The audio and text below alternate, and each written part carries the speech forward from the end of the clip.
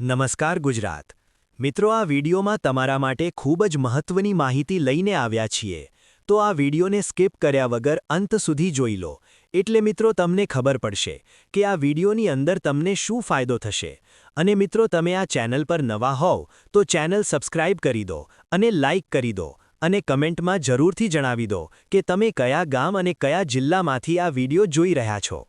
તો મિત્રો કયા ખેડૂતોને 22મો હપ્તો મળશે અને 22મો હપ્તો ક્યારે આવશે?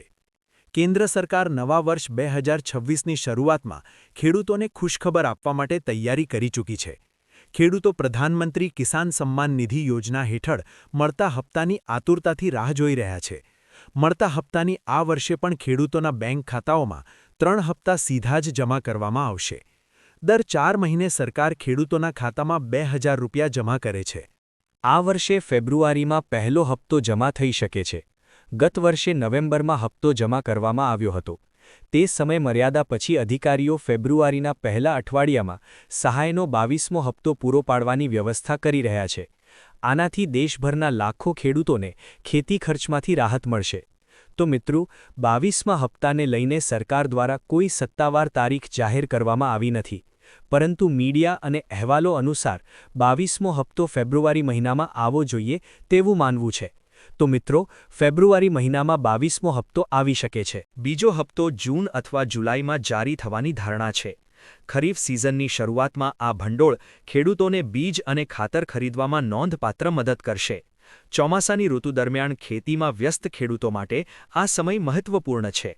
સરકાર દ્વારા નક્કી કરાયેલ સમયપત્રક અનુસાર ફંડ સીધા ખેડૂતોના ખાતામાં ટ્રાન્સફર કરવામાં આવશે। તો મિત્રો અહીં આ વર્ષ બીજો હપ્તો એટલે કે 23મો હપ્તો ક્યારે આવી શકે તે જાણવામાં આવ્યું છે। તો મિત્રો 23મો હપ્તો જૂન અથવા જુલાઈના મહિનામાં, ત્રીજો હપ્તો ઓક્ટોબર અથવા નવેમ્બરમાં ટ્રાન્સફર થઈ શકે તેવી અપેક્ષા છે। આ રોકાણ સહાય રવિ પાકની મોસમની શરૂઆતમાં ખેડૂતોને સહાય પૂરી પાડશે। આ નાણાકીય સહાય તહેવારોના મોસમ દરમિયાન ખેડૂત પરિવારોને નોંધપાત્ર રાહત આપશે। કેન્દ્ર સરકાર સમગ્ર વર્ષ દરમિયાન 3 હપ્તામાં કુલ 6000 રૂપિયા આપી રહી છે। હા, તો મિત્રો સરકાર દર વર્ષે ખેડૂતોના ખાતામાં કુલ 3 હપ્તા નાખે છે, એટલે મિત્રો દર 4 મહિનામાં એક હપ્તો નાખવામાં આવે છે અને મિત્રો ત્રીજો એટલે કે 24મો હપ્તો ઓક્ટોબર અથવા નવેમ્બર મહિનામાં ખેડૂતોના ખાતામાં આ યોજનાનો લાભ મેળવવા માટે ખેડૂતોએ ચોક્કસ નિયમોનું પાલન કરવું આવશ્યક છે। ઈ-કેવાયસી પ્રક્રિયા પૂર્ણ કરવી ખાસ કરીને મહત્વપૂર્ણ છે। આધાર સાથે લિંક ના હોય તેવા ખાતાઓમાં રોકડ રકમ જમા કરવામાં આવશે નહીં। ખેડૂતોએ તેમના નજીકના મી સેવા કેન્દ્રો અથવા મોબાઈલ એપ્લિકેશન દ્વારા આ પ્રક્રિયા તાત્કાલિક પૂર્ણ કરવી જોઈએ। તો મિત્રો તમારે પણ 22મા હપ્તાનો લાભ લેવો હોય તો ઈ-કેવાયસી હોવું જરૂરી છે અને જમીનના દસ્તાવેજો પણ અપડેટ કરાવવા એ પણ ખૂબ જ મહત્વપૂર્ણ છે। અને મિત્રો જો તમે હજુ સુધી બેંક ખાતા સાથે આધાર લિંક ના કર્યું હોય તો આધાર લિંક કરવું જરૂરી છે। જો આ બધું કામ પૂર્ણ હશે તો મિત્રો તમને 22મા હપ્તાનો લાભ મળી જશે અને જો કોઈ પણ દસ્તાવેજ અપડેટ કરાવવાના બાકી હશે તો હપ્તો નહીં મળે। કોને 22મો હપ્તો મળશે? 22મો હપ્તો તેવા તમામ ખેડૂતોને મળશે જેમની ઈ-કેવાયસી પૂર્ણ છે, જેમણે ભૂ દસ્તાવેજ અપડેટ કર્યું છે, જેમનું બેંક એકાઉન્ટ આધાર સાથે લિંક છે, જેમના નામે જમીન છે અને પીએમ કિસાનમાં રજિસ્ટર્ડ છે।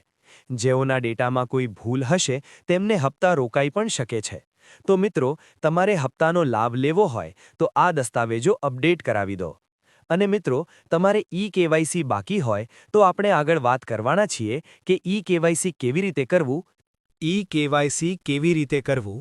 તો મિત્રો જે પણ વ્યક્તિને ઈ-કેવાયસી બાકી હોય તો તેવા તમામ લોકો કઈ રીતે ઈ-કેવાયસી કરવું તે આપણે વાત કરવાના છીએ। તો મિત્રો પહેલાં પીએમ કિસાન પોર્ટલ પર જાઓ, ત્યારબાદ હોમ પેજ પર ઈ-કેવાયસી બટન દેખાશે, તે બટન ઉપર ક્લિક કરો। તે બટન પર ક્લિક કર્યા બાદ આધાર નંબર નાખવાનો આવશે, તે નાખ્યા બાદ ઓટીપી વેરીફાઈ થશે, ત્યારબાદ સક્સેસફુલ મેસેજ આવશે, ત્યારે તમારે ઈ-કેવાયસી થઈ ગયું હશે। અને જો ઓનલાઈન ન થાય તો નજીકના સીએસસી સેન્ટર પર જઈને બાયોમેટ્રિક કેવાયસી કરાવી શકો છો। તો મિત્રો તમને આ વિડીયો પસંદ આવ્યો હોય તો વિડીયોને લાઇક અને શેર કરી દો અને ચેનલ પર નવા હો તો સબસ્ક્રાઇબ કરી દો। આવી સાચી માહિતી મેળવવા માટે ચેનલ સાથે જોડાયેલ રહો। એટલે તમને રોજબરોજની માહિતી સૌપ્રથમ મળી રહે. તો મિત્રો મળીએ આગળના નવા વિડીયોમાં. ત્યાં સુધી મિત્રો જય હિન્દ, જય ભારત.